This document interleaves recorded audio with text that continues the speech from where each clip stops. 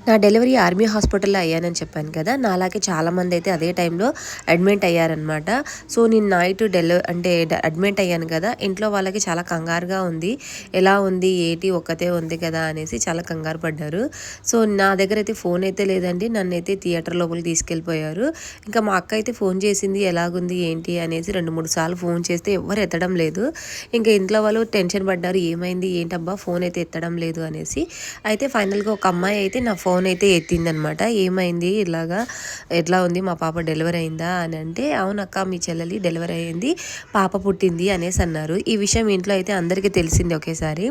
So, ఇంకా మా మామకు తెలిసినప్పుడు మా ఆయనకి ఫోన్ చేసి, కంగ్రాట్స్ భాష ఇట్లా పాప పుట్టిందంట కదా!